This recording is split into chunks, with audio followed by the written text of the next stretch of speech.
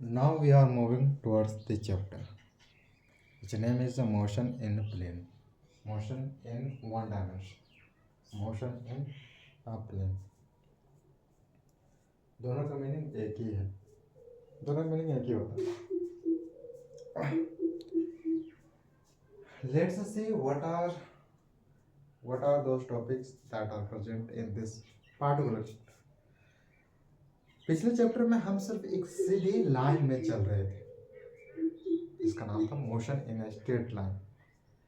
इस चैप्टर में हम ग्राउंड पर या हवा में घूमेंगे यानी two dimension. I think it should be two dimension in a plane where we have a two axes two dimension. यहाँ पर ये देखें कि एक बॉडी हॉरिजॉन्टली भी जा रहा है, वर्टिकली भी जा रहा है. At the same time that body is covering horizontal and vertical. That is what we will see. मानो तुम एक कार को मैदान में गोल गोल घुमाते हो या फुटबॉल को किक मारते हो, वो सभी इस चैप्टर में ही आते हैं. उसे हम एनालाइज करने जा रहे हैं. उसे ही हम एनालाइज करने जा रहे हैं इस लेक्चर में. अच्छा, हमने देखा क्या काम है स्केलर का, क्या कहता है वेक्टर. ये सारा का सारा खेल डायरेक्शन का होता है. स्केलर की जब बात आता है, जब वेक्टर की बात आता है, खेल जो है मेन है वो डायरेक्शन का. और ये डायरेक्शन इस लेक्चर में एक फीलिंग प्रोवाइड करेगा. फिजिक्स में दो तरह की क्वांटिटीज होती है. दो तरह की मतलब scalar quantities and physical quantities. देखिए अगर if you don't divide quantities into two parts scalar vector, you see कि हमारे वर्ल्ड में there are a lot of quantities. तब हमने इस क्वांटिटीज जो इतने सारे उसको हमने दो कैटेगरी में डिवाइड कर दिया. एक था स्केलर और दूसरा है वेक्टर. एक कैटेगरी में हम उस क्वांटिटीज को रखें जो ऐसे क्वांटिटीज जो सिर्फ डायरेक्शन नहीं प्रोवाइड करें, वो डायरेक्शन नहीं प्रोवाइड करें बल्कि वो मैग्नीट्यूड प्रोवाइड करें. वैसे क्वांटिटीज को हमने स्केलर क्वांटिटी कैटेगरी में रख दी. फिर हमने देखा कि ऐसे भी कुछ क्वांटिटीज हैं जो कि मैग्नीट्यूड भी प्रोवाइड करें. And you know magnitude is a combination of unit and number. कुछ ऐसे क्वांटिटीज है जो कि मैग्नीट्यूड भी प्रोवाइड करें, लेकिन उनके लिए डायरेक्शन कंपलसरी है. तो वैसे क्वांटिटीज को हमने वेक्टर क्वांटिटीज कैटेगरी में रख डाला. अब फिर हमने देखा डिफरेंस जो है between them is only direction. अच्छा, कोई क्वांटिटी वेक्टर है उसे हम कैसे कह सकते हैं? अगर वो क्वांटिटी डायरेक्शन प्रोवाइड कर रहा है तो हम कह सकते हैं कि वो क्वांटिटी वेक्टर है. लेकिन सिर्फ डायरेक्शन के बल पर हम ये नहीं कह सकते कि वो सिर्फ वो जो क्वांटिटी वो वेक्टर क्वांटिटी नहीं. One more word which is what, कि वो फॉलो कर रहा है लॉ ऑफ वेक्टर. जो वेक्टर के लॉ है क्या वो फॉलो कर रहा है? Then we can say yes, law of vector addition. और you can say law of vector. क्या वो क्वांटिटी फॉलो कर रहा है? क्योंकि करंट है वो देखते हैं कि उसके पास डायरेक्शन होता है, लेकिन वो जो लॉ ऑफ वेक्टर एडिशन है वो फॉलो नहीं करता. इसलिए हम इलेक्ट्रिक करंट को हम व्हाट स्केलर क्वांटिटी कहते हैं rather than से vector quantity. Okay brother, okay.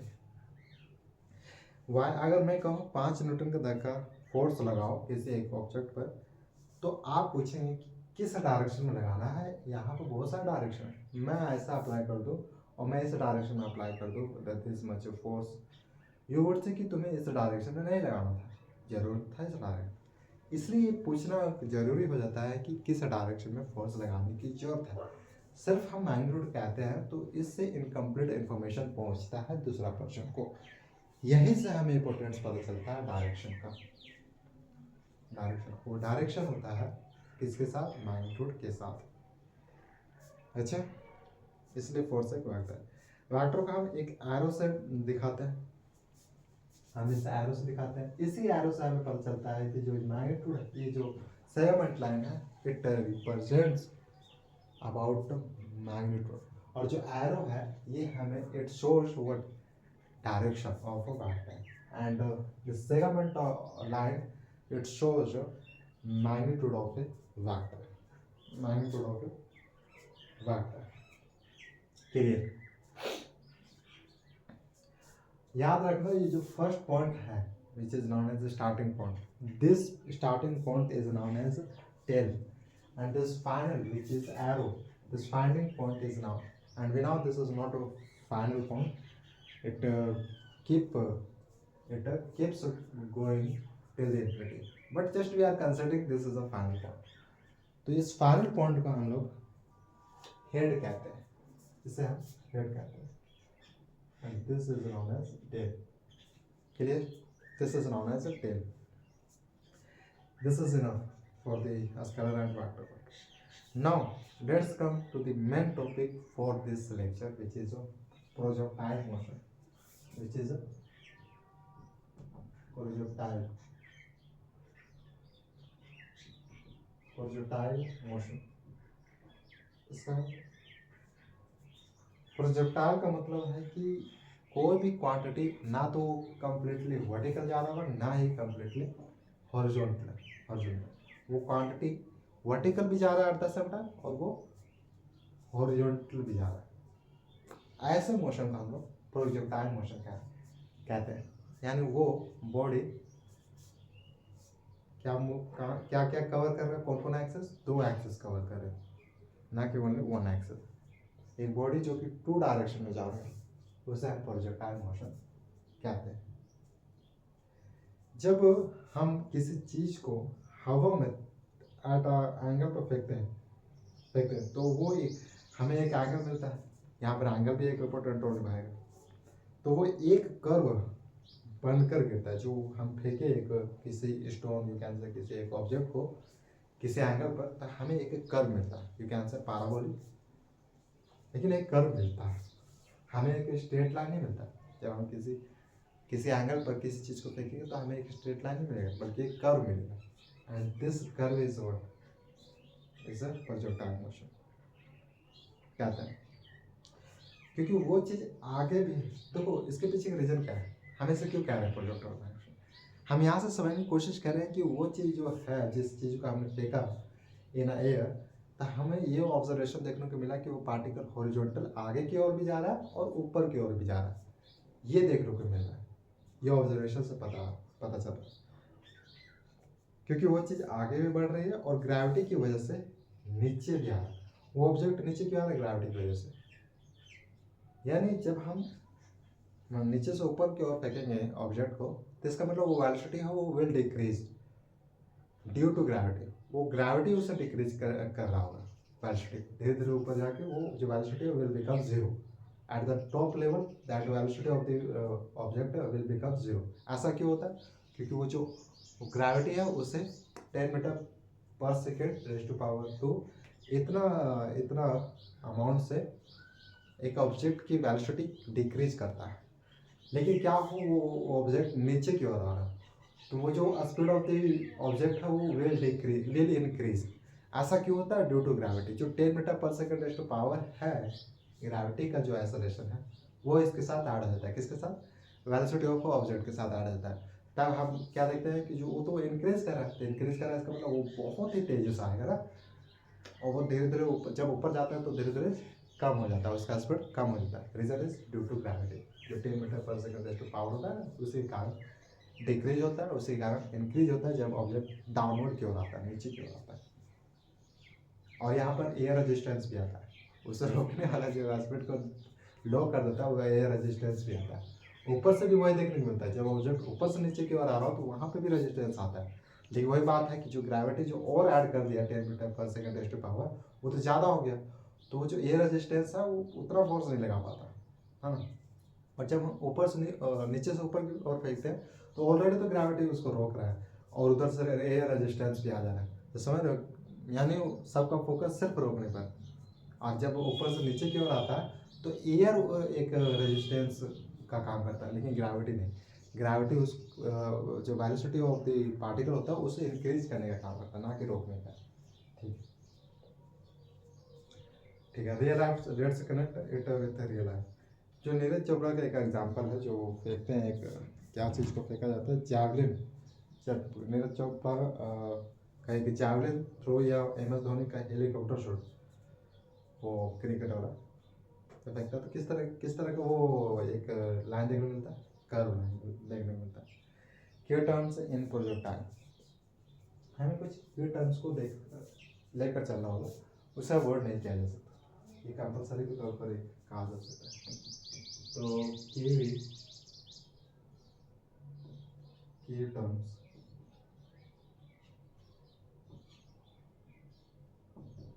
इन प्रोजेक्टाइल,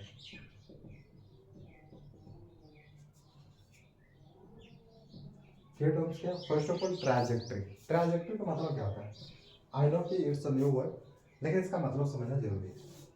ट्रैजेक्टरी का मतलब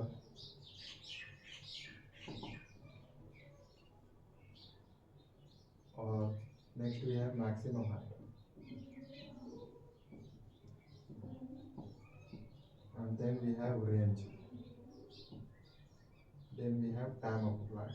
ये सब हमें कैलकुलेट करना होता है एक इक्वेशन से, जो इक्वेशन आता है ड्राइव होकर। अच्छा, ट्राजेक्टरी का मतलब है जो एक ऑब्जेक्ट का हमने फेंका एक एंगल पर, और उसका जो पाथ था, जो एक पैराबोलिक था, तो उस पर जो अपना मोशन किया वो हमें देखने को मिलता है, उसी को हम कहते हैं, जो वो रास्ता है, एक रास्ता जिस पर ऑब्जेक्ट मूव किया, उस रास्ता को हम ट्राजेक्टरी कहते हैं, trajectory. And we get a parabola shape, object चलता है और उसी चीज़ को हमें कैलकुलेट करना होता है कि उस रास्ते पर कितना डिस्टेंस कवर किया, कितना distance. We will see it in details how to calculate a trajectory. There is a equation of this trajectory. Right now I am not writing. Understand कि what is the meaning of a trajectory. Meaning of a trajectory is कि जो object है एक path पर गया हुआ, और वो पाथ कैसा दिख रहा है, पैराबोलिक का दिख रहा है, पैराबोलिक। ऐसा भी तो होता है ना कि वो एक ऑब्जेक्ट है, कोई ऑब्जेक्ट, एक पार्टिकुलर ऑब्जेक्ट वो हॉरिजॉन्टल से जा रहा है, जो ये हॉरिजॉन्टल है, इस ईच पॉइंट्स पे क्या देखने को मिलता है कि हॉरिजॉन्टली क्यों जा रहा है, हॉरिजॉन्टली क्यों जा रहा है, जो कि पैराबोलिक नहीं है, it's a straight line. And वहीं हम देखें ऑन द अदर साइड कि जो एक ऑब्जेक्ट है जिसे एक एंगल पर फेंका गया, वो एक स्ट्रेट लाइन नहीं बना रहा है, वो एक पैराबोलिक बना रहा है। तो इस पैराबोलिक पर जो एक ऑब्जेक्ट मूव किया, इसी को हमें कैलकुलेट करना होता है, और this is what is known as a trajectory. और क्या है ट्रैजेक्टरी मतलब मैक्सिमम हाइट का मतलब क्या है, लेट्स विजुअलाइज इट। यह हमारा कार्टेशियन प्लान, इस एंगल पर हमने एंगल लेट्स से 45, इस एंगल पर हमने एक ऑब्जेक्ट को फेंका, और ये ऑब्जेक्ट कुछ इस तरह का कर्व बनाकर गया, इस तरह का कर्व बनाकर। तो जो ये जो रास्ता है ना, इसी को हम लोग कहते हैं ट्राजेक्टरी। ट्राजेक्टरी, इसी रास्ता को हम लोग ट्राजेक्टरी रास्ता कहते हैं, जो कि एक पैराबोलिक शेप की तरह है। या अच्छा, नेक्स्ट पॉइंट क्या है, नेक्स्ट के टर्म क्या है, मैक्सिमम हाइट। ये जानना की कोशिश कर रहा है कि from the surface of the earth कितना मैक्सिमम हाइट पर ये पहुंचा in the air. So you can see this is the earth, this is surface of the earth, from this end it reached over here, so this is our final height, और you can say maximum height. तो इस ये maximum height we have to calculate, and there is a equation to calculate maximum height. We will see that what equation. But right now just understand कि क्या है इसका meaning. इसका मतलब क्या है, मैक्सिमम हाइट का मतलब कि वो मैक्सिमम हाइट चाहता है, ना कि मिनिमम हाइट। मिनिमम हाइट इससे क्या समझ में आ रहा है, इससे समझ में आ रहा है कि इससे कोई लेना देना नहीं है हॉरिजॉन्टल से, इससे सिर्फ लेना देना है वर्टिकल से, कोई लेना देना नहीं है इसे हॉरिजॉन्टल से। यानी vertically it went with how much velocity, and vertically it covered how much distance. We will get our displacement. We will get our displacement. I will tell you what is the equation of calculating maximum height. अच्छा ठीक है, हम जान चुके हैं कि maximum height क्या है, और ये you have to know, आपको ये देखने को मिलता है कि जो मैक्सिमम हाइट पर ही velocity becomes zero. Velocity of a particle becomes zero. कहाँ पर? यहाँ पर तो नहीं कह सकते ना कि वेलोसिटी विल बिकम जीरो, नहीं, it is going upward, it is यहाँ पर कुछ और होगा, लेकिन जो velocity over here will be something else, लेकिन जीरो नहीं होगा। जीरो कहाँ होगा? At the top level, at the top surface, at the maximum height. Over here velocity of the particle will become zero, ऐसा होता है। और यहीं से जहां पर वेलोसिटी इज बिकमिंग जीरो, यहीं से पार्टिकल स्टार्ट्स मूविंग डाउनवर्ड, यहीं से पार्टिकल शुरू करता है गिरना नीचे की ओर, और यहीं से जो वेलोसिटी है वो इंक्रीज करता है। और इंक्रीज करने वाला कौन होता है? ग्रेविटी। इंक्रीज करने वाला कौन होता है? ग्रेविटी। यहाँ से हमें इस पर दिखता है। अच्छा, तो we have understood what is the trajectory maximum height. Now let's, यहाँ पर हम जो मैक्सिमम हाइट है यहाँ हम केयर करेंगे ओनली वाई एक्सिस को, लेकिन जब बात आएगा रेंज, यहाँ हम एक्सिस करते हैं एक्स एक्सिस को। एक्स एक्सिस रेंज का मतलब है कि इसने कितना डिस्टेंस कवर किया। It is not talking about height, it is talking about इतना, यहाँ से लेकर यहाँ तक on the surface of the earth, on the surface of the earth from here to till here, it covered how much a distance? It covered how much a distance? And this is what is known as range. Range का मतलब ये है कि इसने on the surface एक horizontal में कितना distance किया। जब इसे एक पॉइंट से फेंका गया एंड एक पॉइंट जहाँ पर ये पहुंचा, जहाँ पर ये गिरा, between them what is the distance, and this distance is known as a range. and यहाँ पर we care about x axis not y axis, क्योंकि हम रेंज पता कर रहे हैं ना कि हाइट। अच्छा, टाइम ऑफ फ्लाइट का मतलब क्या है? Total time. जो flight of the particle was in air, in what time this was present in air, that is what we get, that is what we, it is called as time of a flight. Time of flight का मतलब है कि एक particular time में वो object कितने समय में वो ऑब्जेक्ट एयर में रहा, जब उसे एक एंगल पर फेंका गया, एक एंगल पर थ्रो किया गया, तो एयर में कितने समय तक रहा। हम जानते हैं कि जो यहाँ से लेकर at the top, this is equal to this, जितना टाइम लगाएगा ऊपर जाने की ओर, उतना ही टाइम लगाएगा नीचे आने की ओर। and time of a descent plus a time of a ascent, I think ascent, the time of a descent plus a ascent is equal to time of a flight, is equal to time of a flight. Clear? and time of flight का क्या? total time taken by the body to stay in air, to stay in air. Okay, so हमने देख लिया कि क्या meaning था projectile motion का, और हम ये भी देखा कि की टर्म्स क्या थे ऑफ अ प्रोजेक्टाइल मोशन की। Now let's us move towards the third, जो कि है यूनिफॉर्म सर्कुलर मोशन। यूनिफॉर्म मतलब एक समान, सर्कुलर मतलब एक जो ऑब्जेक्ट है वो क्या कर रहा है? सर्कुलर मूव कर रहा है, ना कि एक स्ट्रेट लाइन, एक स्ट्रेट डायरेक्शन में। वो कुछ इस तरह से मूव कर रहा है, इस तरह से। एक यू कैन से कि जो सर्कमफ्रेंस ऑफ द सर्कल होता है ना, उसी पर मूव कर रहा है, इस पर मूव कर रहा है। एंड यू नाउ क्या होता है यहाँ पर कि जो डायरेक्शन है वो चेंज करता रहता है एट ईच पॉइंट, ऐसा देखने को मिलता है। अगर velocity is the same, okay, लेकिन direction will be different. Velocity no brother, I am saying कि जो मैग्नीट्यूड ऑफ द वेलोसिटी है वो कैन बी सेम, लेकिन डायरेक्शन वो चेंज होता रहेगा जब बात आता है सर्कुलर मोशन की। और दूसरा चीज ये भी देखने को मिलता है, ठीक है, मैग्नीट्यूड भी आल्सो चेंजिंग, और वो जो डायरेक्शन वो तो चेंज करेगा, लेकिन यहाँ पर क्या ये नहीं कहा जा सकता कि direction will be same in some one case. No, in all cases direction will be changing when it comes to circular motion. Yeah, magnitude can be same, can be different, but not direction. अब यहाँ पर uniform word is added, इसका मतलब क्या है? Uniform word is added, इसका मतलब क्या है?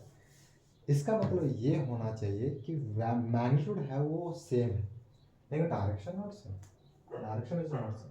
यूनिफॉर्म यहाँ in this context meaning of the uniform is the magnitude is the same, magnitude is the same. जब कोई चीज एक सर्कल में बराबर स्पीड से घूमती है, PPT is also saying कि जो speed of the vehicle is same in circular path, but हमें ये क्लियरली ऑब्जर्वेशन देखने को मिलता है कि direction is changing at each point of this circular path. Clear? I hope you got clarity. यहाँ स्पीड तो सेम है पर हर पल डायरेक्शन बदल रही है। इसका मतलब यहाँ एक्सेलरेशन हो रहा है, डायरेक्शन बदल रहा है, यानी एक्सेलरेशन हो रहा है, यानी एक्सेलरेशन हो रहा है। अगर एक्सेलरेशन को जीरो कर दिया जाए तो हमें ये देखने को मिलेगा कि there is no external force, ये देखने को मिलेगा। अब एक्सटर्नल फोर्स है, इसका मतलब डायरेक्शन चेंज हो रहा है, और डायरेक्शन चेंज कब होता है? जब एक्सटर्नल फोर्स होता है।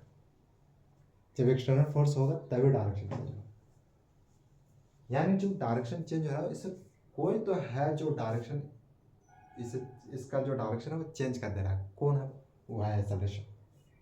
और यहाँ पर एक्सेलरेशन इज नॉट जीरो। अगर एक्सेलरेशन ही जीरो आ जाएगा तो इसका मतलब there is no external force. If there is external force it means body is accelerating.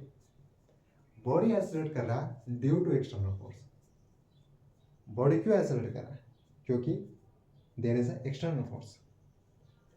Body तब एक्सेलरेट नहीं करता जब एक्सटर्नल एक्सेलरेशन, एक्सटर्नल फोर्स नहीं होता, तब बॉडी एक्सेलरेट नहीं कर रहा होता। किसी भी बॉडी को एक्सेलरेट करवाना है तो हमें एक्सटर्नल फोर्स लगाना होगा। नेचर यही कहता है, नेचर यही कहता है। अच्छा, समझ गए। Okay, what it now let's see where is it observe. गाड़ी की जो सुइयां होती है, घड़ी की, नॉट गाड़ी की, घड़ी की जो सुइयां होती है, हैंड्स ऑफ अ क्लॉक, या जो मौत का कुआं होता है जिसे वेल ऑफ डेथ कहा जाता है, जहाँ पर एक पर्सन होता है वो ड्राइव करता है मोटरसाइकिल एंड कार, वो गोल गोल घूमता है। वहाँ पर क्या देखने को मिलता है कि वो यार गिरता नहीं। कारण यह कि जो सेंटर होता है ना, वहाँ से उसे एक सेंट्रीपिटल फोर्स मिलता है, सेंट्रीपिटल फोर्स, है ना, वहाँ से। और वो आई थिंक वो क्या करता है कि अपने आप को एक्सीलरेट भी करता रहता है ताकि वो घूमते रहे, है ना। और उससे जो वो एक सर्कुलर बना के रख रहा है रादर देन उसे कोई गिराए। तो ऐसा क्यों हो पा रहा है कि वो गिर नहीं पा रहा है? क्योंकि वो एक्सेलरेट कर पा रहा है अपने आप को। अगर वो एक्सेलरेट ना करे तो क्या होगा? गिर जाएगा। जो एक्सेलरेट कर पा रहा है और जो उसे बनाए रख रहा है एक सर्कुलर पाथ में, उसी एक्सेलरेट को हम सेंट्रीपिटल एक्सेलरेशन कहते हैं। यही रीजन बताएगा, ये जो सेंट्रीपिटल है यही रीजन बनेगा कि जो कुछ भी चीज़ है जो सर्कुलर में रह पा रहा है रादर देन गोइंग फॉरवर्ड, या ऐसा इसलिए हो रहा है, एक एक्सेलरेशन है जो कि सेंट्रीपिटल एक्सेलरेशन है। और जो सेंट्रीपिटल एक्सेलरेशन है ये लगता है towards this centre from the person, from the object. Okay, so remember centripetal forces is not completely different. ये एक हिस्सा है एक एक्सेलरेशन ऑफ द बॉडी का। ये बॉडी की एक्सेलरेशन ऑफ द बॉडी का ये हिस्सा है सेंट्रीपिटल एक्सेलरेशन। और एक और एक्सेलरेशन होता है टेंजेंशियल का, क्या कहा जाता है वी विल सी। लेकिन याद रखना जो सेंट्रीपिटल फोर्स है ये डायरेक्शन है ना, इसी का काम होता है, ये चेंज करता है डायरेक्शन। और यही रीज़न है कि सेंट्रीपिटल ही एक रीज़न बनता है। कहा जाता है कि यही एक ऑब्जेक्ट है जो कि सर्कुलर पाथ में रहने का अनुमति देता है, रहने का अनुमति देता है। Now let's talk about the centripetal force.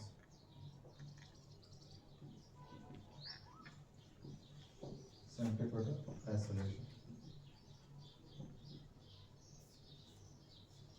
यानी इसके लिए डायरेक्शन विल मैटर। इसके लिए वो फोर्स या एक्सेलरेशन जो किसी भी चीज़ को गोल घूमने पर मजबूर करता है, यही अलाउ कर रहा है किसी ऑब्जेक्ट को गोल घूमने के लिए। जब हम देखते हैं कि एक सन है और जो प्लैनेट्स है वो मूव कर रहे हैं एक ऑर्बिट पर अराउंड ए सन वो मूव कर रहा है. Reason is there is centripetal force. There is centripetal force. वही सेंट्रीपिटल फोर्स प्लैनेट्स को सर्कुलर बनाए रखता है. सर्कुलर बनाए रखता है और सर्कुलर में ही वो मोशन कर रहे होते हैं. Reason is centripetal. Centripetal force का काम ही ये है कि किसी ऑब्जेक्ट को सर्कुलर में रहने दिया जाए, है ना, और वो मूव करते रहे विद एक्सेलरेशन और यू कैन विद एक्सेलरेशन. इसका डायरेक्शन हमेशा सेंटर की तरफ होता है. मैंने कहा centripetal force is towards the centre. किसका डायरेक्शन? सेंट्रीपिटल एक्सेलरेशन का. हाँ, बिना किसी कोई भी चीज घुमा ही नहीं सकते. बिना सेंट्रीपिटल फोर्स के कोई भी चीज घुमाया नहीं जा सकता. It's a truth. It's a truth. Whether you have a small thing, whether you are considering what planets as an example, you will see कि centripetal force is coming so that object can move circularly. Okay, so equation for this we have, which is AC is equal to मतलब इसका मतलब as centripetal acceleration. AC मतलब centripetal acceleration. Equation जो कि है v square upon r. v square upon r. r is the radius. And remember, here r is the radius, but v is the speed, ना कि velocity. Don't get confused. In this context, v is the speed, ना कि velocity, and r is the radius. So formula is what? v square upon r.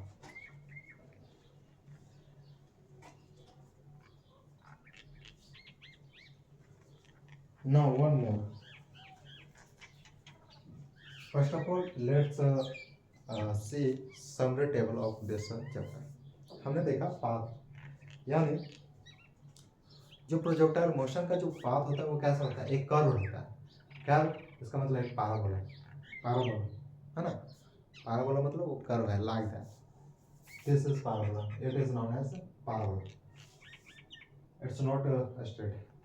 सो हमने देखा जो path है of the projectile motion is a parabolic and it is also curve. This is known as a curve. And you will be observing कि ये एक circle बनेगा और you can say this is semi circle. But all the time आपको circle नहीं मिलेगा. But in this part you can observe this is a semi circle. It is forming a semi circle. अच्छा, next is force. Sir gravity नीचे की तरफ. हम देखते हैं कि जो ऑब्जेक्ट आ पाता है नीचे की तरफ वो कारण ये gravity is the reason. Gravity उसे फोर्स करता है नीचे की ओर. तो gravity is also force we can say. And then we say acceleration of the gravity. अच्छा, then we some centripetal force. Centripetal force ही है जो एक फोर्स लगाता है एक ऑब्जेक्ट पर so that object can move circular path with some velocity. और वो डायरेक्शन जो है वो मेंटेन करके रखे, एक सर्कुलर का डायरेक्शन बना के रखे. ये सब हो पाता है due to centripetal force. Dimension का मतलब क्या होता है? नहीं, projectile motion point of view अगर देखिए किसके पर्सपेक्टिव से देखिए, डायमेंशन के पर्सपेक्टिव से देखें तो इसका मतलब प्रोजेक्टाइल का मतलब होता है कि टू डायमेंशन का मतलब टू डायरेक्शन. अब देखो टू डायरेक्शन क्या हो सकता है? सेम, लेकिन हमें सेम नहीं लेना, डिफरेंट मतलब हॉरिजॉन्टल एंड वर्टिकल. ये हो जाएगा टू डायमेंशन. अच्छा, next we have relative velocity in two dimension. हमने देख लिया कि रिलेटिव वेलोसिटी क्या है, लेकिन ये relative velocity in one dimension, this is what we saw. Right now we are going to see what is a relative velocity in two dimension.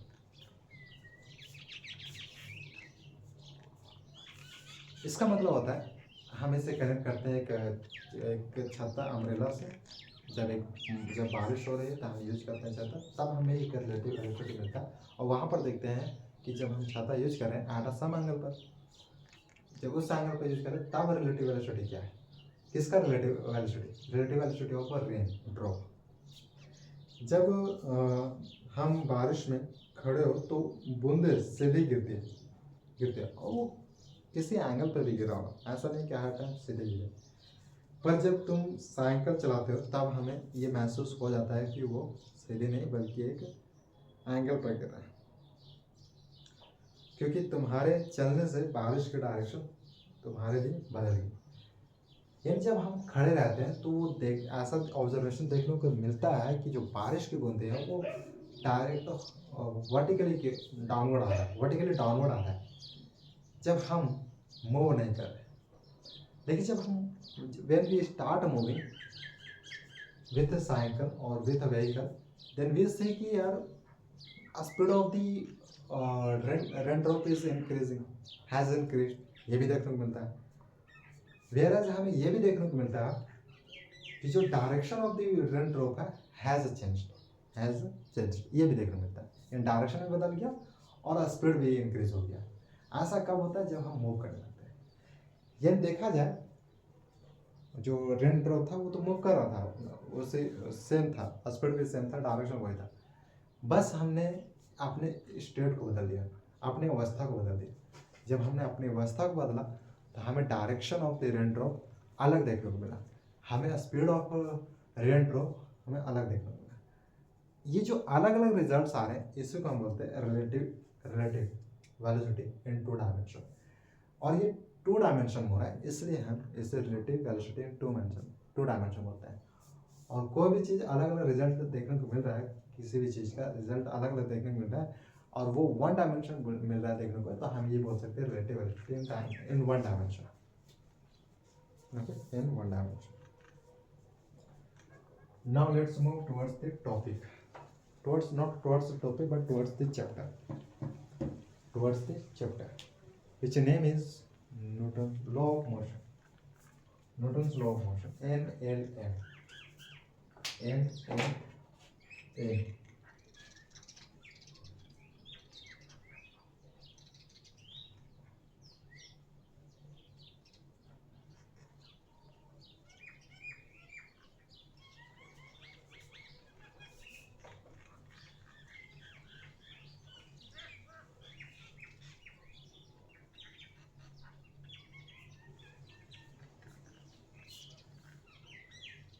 We are changing, not changing, but it has done. That's why we are moving towards the chapter. Towards the chapter,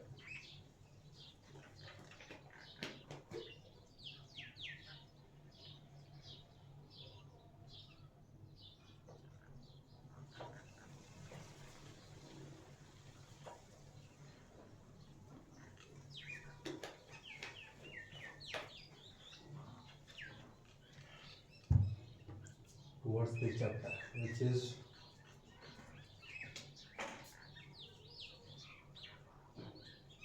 law of motion.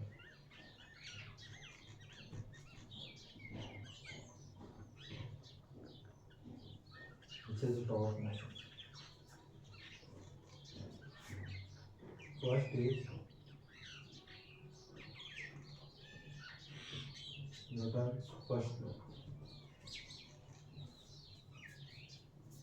चूंकि name he law of motion, यानी हम वो laws देखेंगे of motion के laws को observe करने सारे। So let's talk about first law of motion of Newton question.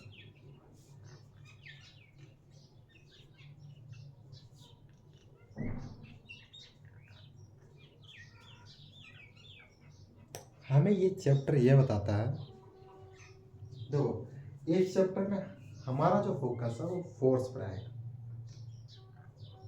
हमने पिछले चैप्टर में देखा कि जो मूव कर रहा है कुछ वेलोसिटी से मूव कर रहा है, कुछ एक्सेलरेशन से मूव कर रहा है।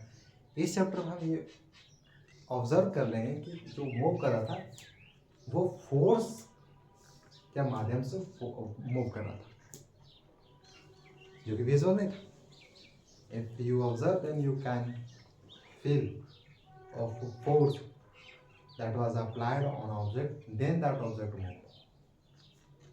We have to observe. It is invisible. अगर कोई बॉडी मूव कर रहा है या फिर बॉडी को रोका गया, ये सब होता है तब जब फोर्स लगाया जाता है। Body was moving and body को हमने स्टॉप किया। ऐसा क्यों हुआ? फोर्स। ऐसा क्यों हुआ? फोर्स।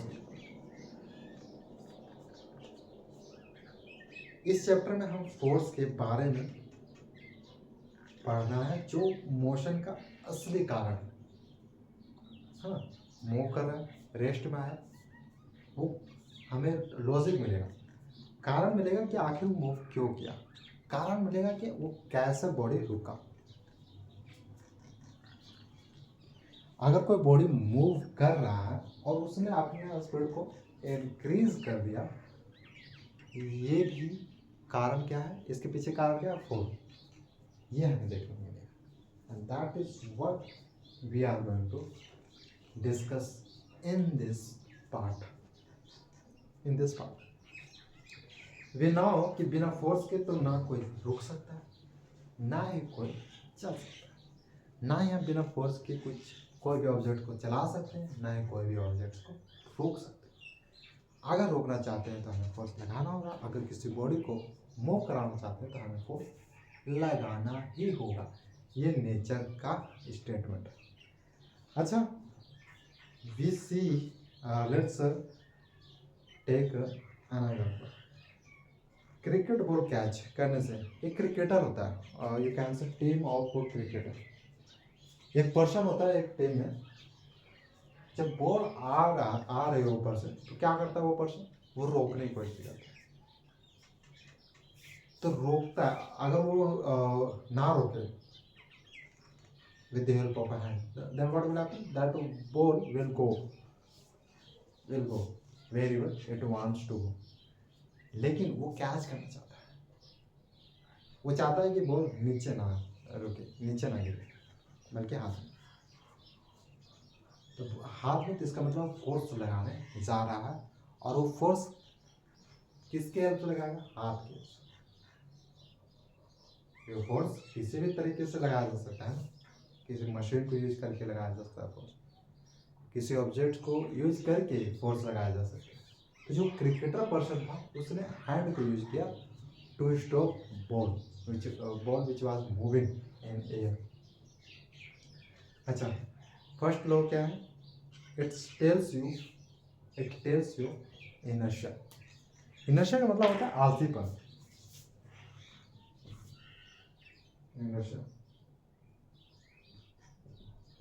इनर्शिया का मतलब है आलसीपन।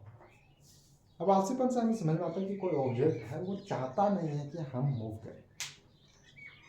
अगर वो object is moving with constant speed, constant velocity, तो वो नहीं चाहता कि हम अपने स्पीड को इंक्रीज या डिक्रीज करें। हाँ, ये देखने को मिलता है कि ऑब्जेक्ट, हमने कोई फोर्स अप्लाई नहीं किया ऑब्जेक्ट पे, लेकिन ऑब्जेक्ट रुकता है। और रुकता क्यों है? इसके पीछे कारण ही क्या है? कारण ये है एयर रेजिस्टेंस, कारण ये भी है फ्रिक्शन भी कारण है, और एयर रेजिस्टेंस भी कारण है इसका, जो ऑब्जेक्ट रुकता है।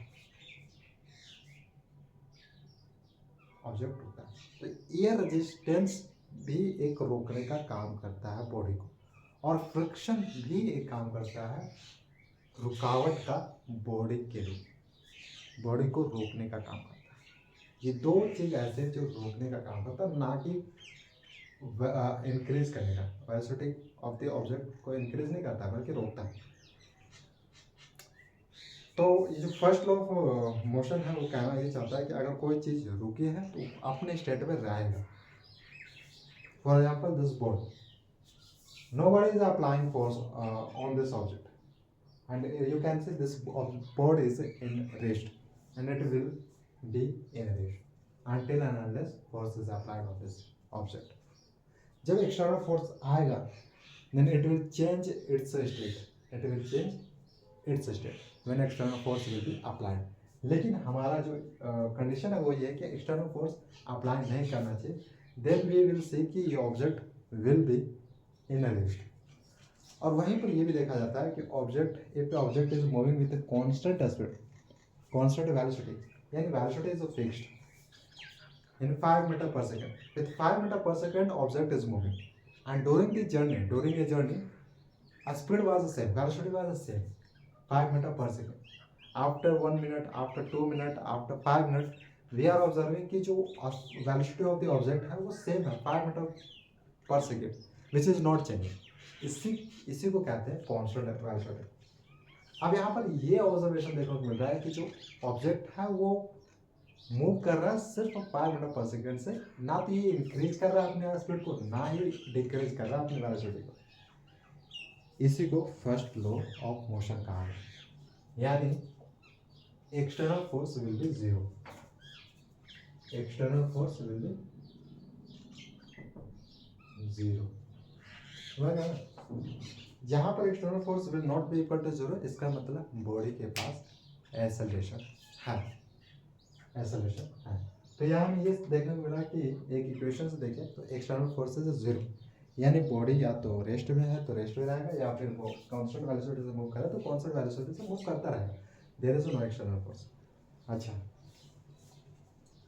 Real life, let's connect it with real life. जब बस अचानक चले तो हम पीछे क्यों रहते हैं? ऐसा इसलिए होता है कि जो हमारा बॉटम सरफेस होता है, bottom part of the body, that is attached with the topper, और not topper but top surface of the bus, where our, जहाँ पर हमारी पैरें बस के सरफेस पर होता है, वो उस कांटेक्ट में रहता है, तो वहाँ पर वो कांटेक्ट में रहना चाहता है। लेकिन जो upper part of the body है वो किसी कांटेक्ट में नहीं रहता, that's why that body upper part of the body comes forward और नेक्स्टवर्ड, फॉरवर्ड और बैकवर्ड, क्योंकि वो किसी कांटेक्ट में नहीं। बहुत सारे एग्जांपल्स हैं इसके न्यूटन फर्स्ट लॉ। अच्छा, नेक्स्ट वी हैव मोमेंटम।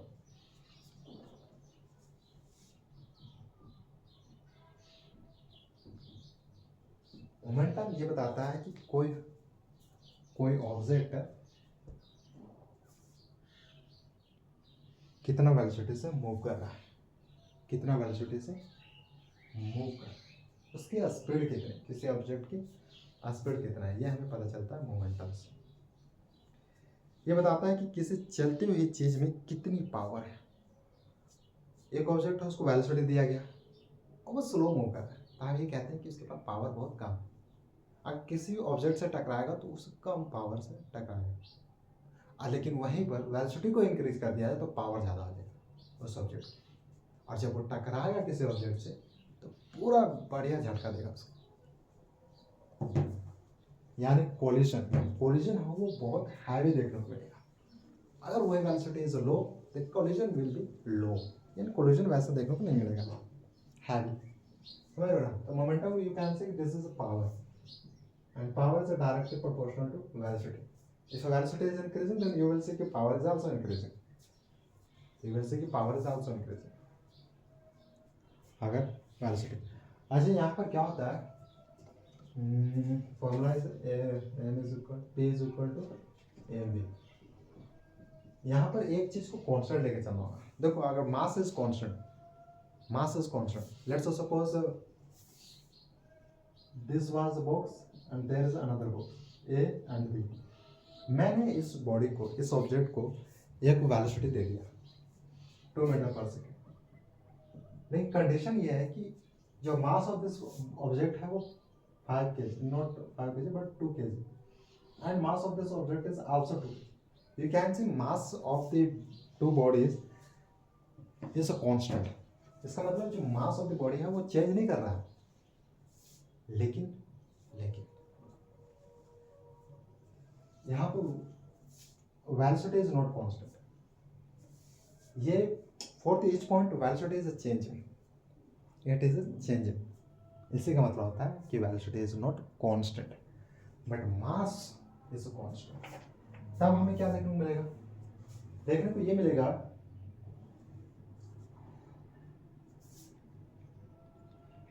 कि इसे अगर इतना स्पीड दिया जाए, इतना स्पीड दिया जाए और इसे 5 मीटर पर सेकंड इतना वेलोसिटी दिया जाए, तो हमें क्या ऑब्जर्वेशन मिलेगा? हम ये ऑब्टेन करेंगे कि जो ये बॉडी है, ये बॉडी मूव करेगा फास्ट. क्या ऐसा होगा रियल लाइफ में? क्या रियलिटी ऐसा देखने को मिलेगा? ये मूव करेगा. ऐसा क्यों हमें लग रहा है कि ये बॉडी ज़्यादा तेज मूव करेगा? ऐसा इसलिए क्योंकि इसके पास वेलोसिटी ज़्यादा है, मास सेम है. अच्छा ठीक है, यहाँ पर हम इसको कर देते हैं 12 kg, 12 kg, and now you can C 12 kg और ये 2 kg. तो कौन सा पहले जाएगा? तब मुझे लगता है कि ये ऑब्जेक्ट थोड़ा फास्ट मूव करेगा, थोड़ा फास्ट मूव करेगा और ये थोड़ा कम. लेकिन अगर इसी को सेम कर दिया जाए, वेलोसिटी सेम कर दिया जाए, तो हमें अब क्लैरिटी मिल रहा है कि ये जो है ए बॉडी ये फास्ट मूव करेगा. रीजन इज कि इसका मास है वो बहुत कम है इसके कंपेयर, लेकिन velocity is constant, mass is changing but remember mass is not changing at each point. बस इसका जो मास है ना, इसका 2 kg हो गया और इसका 12 kg और speed is constant, velocity is constant. So we can say कि जो रियल लाइफ में है वो a box will go faster, will move faster and it will. अगर इसको और स्पीड देना होगा, अगर ये थोड़ा और स्पीड से जाए तो हमें वेलोसिटी इंक्रीज करना होगा. Velocity you can see what is that. And same देखा जाए, अगर हम मास को कांस्टेंट कर दें और वेलोसिटी को चेंज कर दें, जिसके पास ज़्यादा वेलोसिटी होगा वो मूव करेगा ज़्यादा स्पीड से मूव करेगा, जिसके पास कम स्पीड वेलोसिटी है वो मूव बहुत ही कम करेगा. अच्छा, whereas if we say कि velocity is constant and mass is a different. Its mass is a 2 kg and its mass is a 12 kg. We will observe कि जिसके पास ज़्यादा मास है वो कम मूव करेगा और जिसके पास कम मास है और वेलोसिटी क्या है कांस्टेंट, तो जिसके पास कम मास है वो ज़्यादा मूव करेगा. और ऐसा रियल लाइफ में देखने को मिलता है, जो ट्रक है वो मूव कर रहा है, ठीक है, और एक बाइक है वो भी मूव कर रहा है. हम ये देखते हैं कि बाइक आगे निकल जाता है. ऐसा क्यों निकल जाता है आगे? और जो वेलोसिटी है सेम, लेकिन देखा जाए कि जो बाइक है वो मूव करता है, ज़्यादा कवर कर लेता है डिस्टेंस और ज़्यादा स्पीड से निकल जाता है as compare to this truck. ऐसा इसलिए होता है कि जो मास ऑफ द ट्रक है वो बहुत ज़्यादा होता है एज कम्पेयर टू बाइक, और mass of the bike is very low. जिसके पास कम मास है और वेलोसिटी इज कांस्टेंट, तो ऑफकोर्स वो मूव करेगा ज़्यादा स्पीड से भागेगा, है ना, ज़्यादा स्पीड से भागेगा.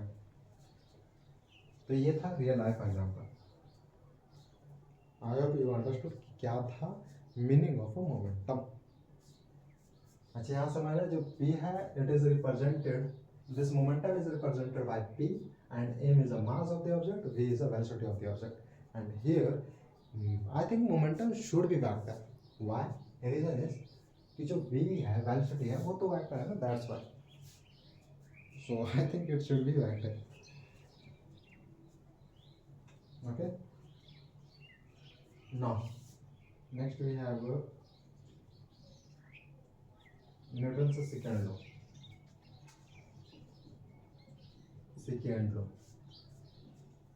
देखो, फर्स्ट लॉ है वो बताता है कि ऑब्जेक्ट मूव कर रहा है, उसके पास एक्सटर्नल फोर्स 0 है. वो हमें बताता है कि क्या वो फोर्स के माध्यम से मूव कर रहा है या नहीं कर रहा. तो हमें ये देखने को मिलता है कि वो मूव नहीं कर रहा, एक्सटर्नल फोर्स है वो 0. देखिए जब एक्सटर्नल फोर्स लगा दिया जाता है तो वो मूव करता है, और वो जब लगाया गया एक्सटर्नल फोर्स तो उसका हम कैलकुलेशन करते हैं, and that is what is our second law of motion. यानी सेकेंड लॉ ऑफ मोशन ये हमें बताएगा कि क्या है amount of force which was applied on the object, then object moved. So what was the amount of force? Amount of force we will get from second law of motion, and equation is F is equal to m. अच्छा एक derivation होता है यहाँ पर F is equal to which is the net external force dp upon dt. इसी derivation remember अगर force is more then momentum will be more.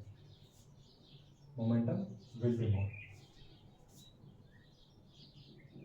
dp upon dt, क्योंकि जो मोमेंटम है तो टाइम के रिस्पेक्ट से देखा जाएगा।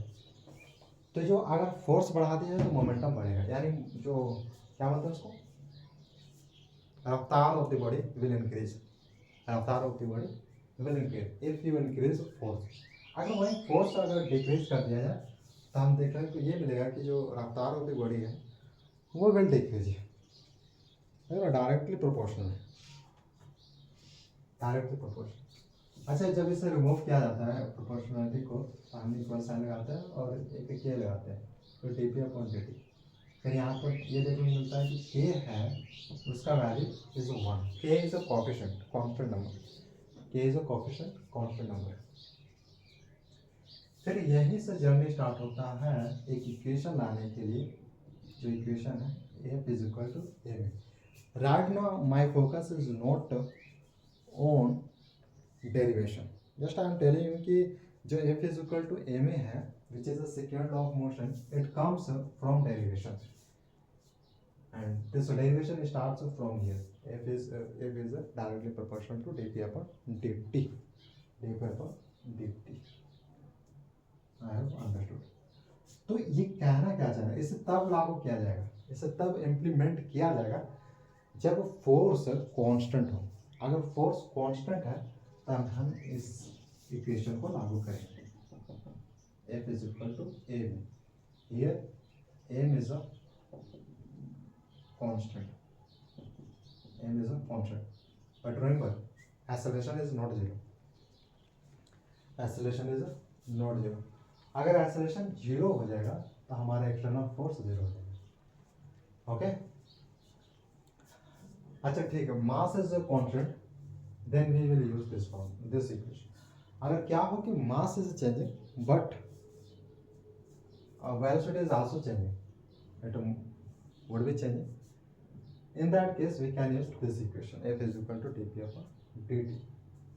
और एक आता है इक्वेशन जहाँ पर हम कैलकुलस मेथड का यूज करते हैं, या हम ये बता सके कि velocity is a constant, velocity is a constant but mass is changing, m is changing, तब हमें एक इक्वेशन मिलता है when we use calculus. But वहाँ पर हमें ये ध्यान देना होता है कि हम v को कांस्टेंट कंसिडर कर रहे हैं और मास को कांस्टेंट की तरह कंसिडर नहीं कर।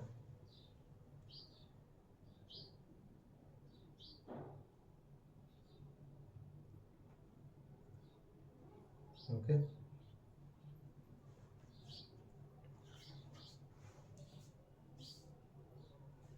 तो इससे क्या पता चला, इससे पता चला कि जितना फोर्स लगाएंगे उतना ही तेज से वो बॉडी एक्सेलरेट करेगा। अगर आप फोर्स कम लगाते हैं तो बॉडी एक्सेलरेट करेगा, लेकिन जो वो अमाउंट ऑफ द एक्सेलरेशन है वो बहुत कम रहेगा, बहुत ही कम रहेगा। तो यहाँ से पता चलता है जो F है is directly proportional to A, it is also directly proportional to mass. Okay this is done, this is done. Next we have third law.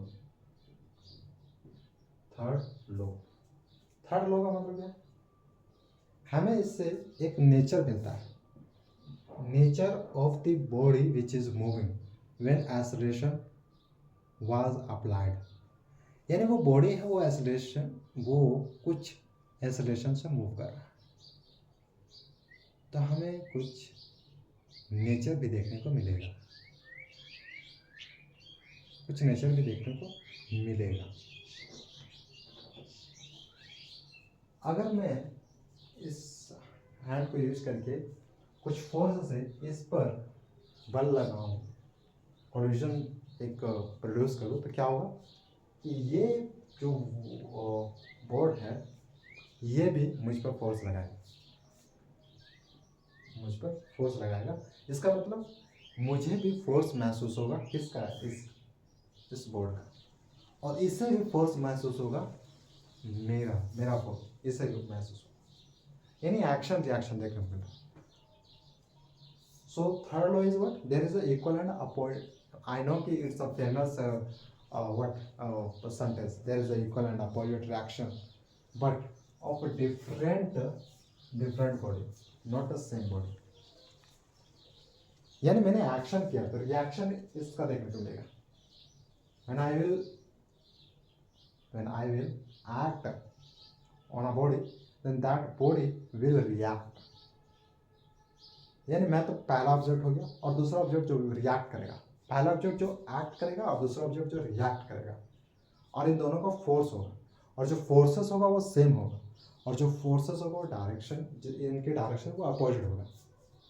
यानी इस केस में क्या देखने को मिलेगा, एफ होगा which will be equal to minus a, यानी m is equal to minus m, ये देखने को मिलेगा।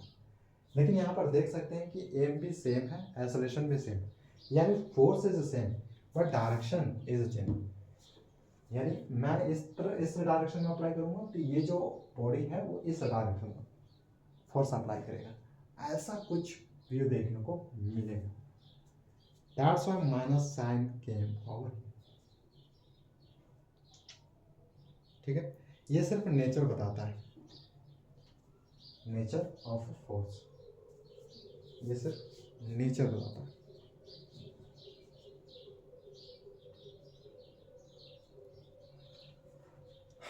Okay done. Now next we have friction. Friction याद रखना, फ्रिक्शन एक रेजिस्टेंस की तरह काम करता है। फ्रिक्शन हो गया, एयर रेजिस्टेंस हो गया, ये सब बॉडी को रोकते हैं, ना कि बॉडी की स्पीड को इंक्रीज करते हैं। तो फ्रिक्शन का मतलब क्या है, ये बॉडी को अपोज करता है, यानी रोकता है, ये रुकावट की तरह वर्क करेगा।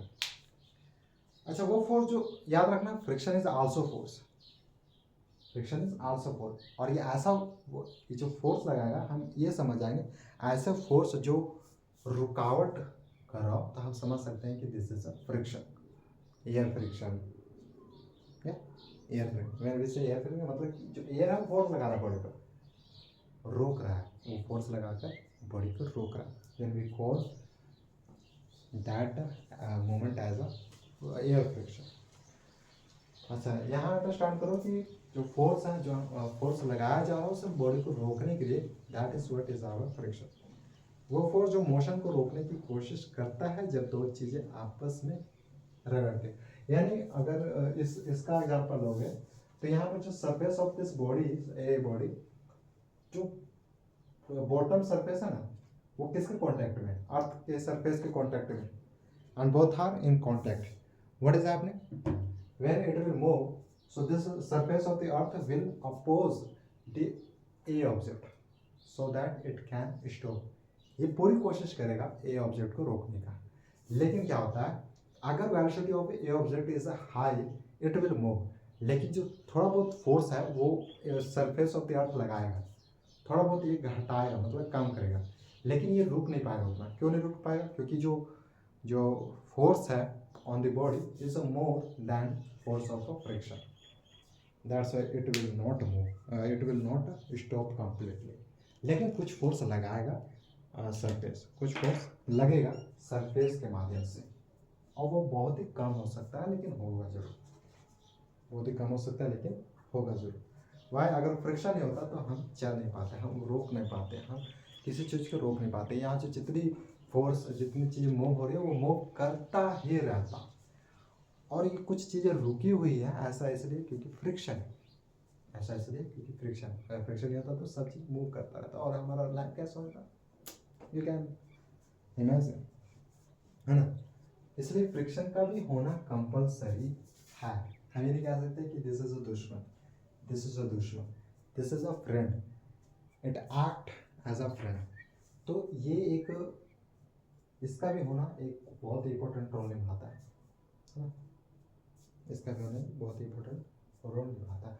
अच्छा एक एग्जांपल है, बेस्ट एग्जांपल, एक हेलीकॉप्टर होता है, उसमें पर्सन्स होते हैं, आदमी होते हैं, वहाँ पर एक क्या बोलते हैं उसको, शूट, पैराशूट, उस सूट को यूज यूज करते हैं। ऐसा क्यों?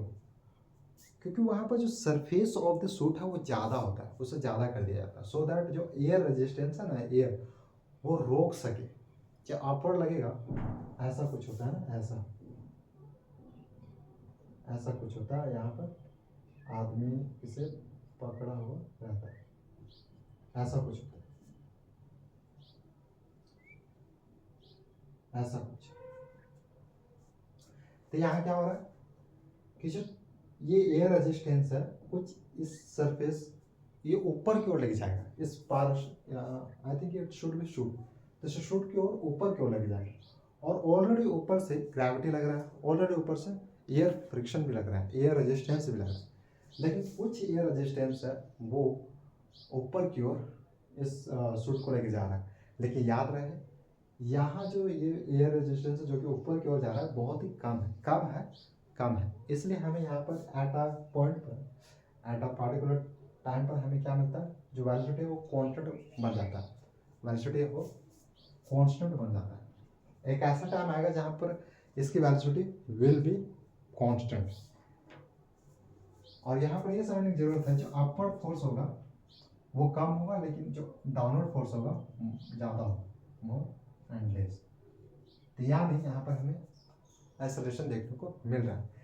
लेकिन एक पॉइंट ऐसा भी आएगा, एक टाइम ऐसा भी आएगा जहाँ पर दोनों फोर्स विल बिकम इक्वल, दोनों फोर्स विल बिकम इक्वल। जब दोनों फोर्स विल बिकम इक्वल, इसका मतलब acceleration is zero, acceleration is zero. This was the best example I think, है ना। और यहाँ पर देख सकते हो जो अपवर्ड फोर्स लग रहा है किसके द्वारा, एयर के द्वारा लग रहा है। यहाँ पर कोई ग्रेविटी नहीं, ग्रेविटी से ऊपर आ रहा है। और जो यहाँ पर लग रहा है कि वो रोकने की कोशिश कर रहा है, वी कैन से लग रहा है, लेकिन यहाँ पर देख सकते हैं ये ऊपर से आ रहा है ना कि नीचे से ऊपर की ओर जा रहा है। तो ऊपर से क्या लग रहा है, ये ग्रेविटी लग रहा है जो कि इसके स्पीड को इंक्रीज कर दे रहा है। और ऑलरेडी हमारे पास एयर रेजिस्टेंस भी है ऊपर की ओर, और नीचे है जो तो बस एयर रेजिस्टेंस काम कर पा रहा है।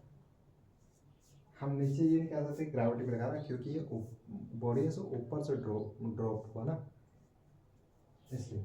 तो जो नीचे है वो नीचे से ऊपर की ओर क्या, कौन सा फोर्स महसूस हो रहा है इस ऑब्जेक्ट को, इस शूट को, एयर रेजिस्टेंस। लेकिन ऊपर से कौन सा फोर्स आ रहा है, gravity and air friction, gravity and air friction, है ना। Okay, this is done.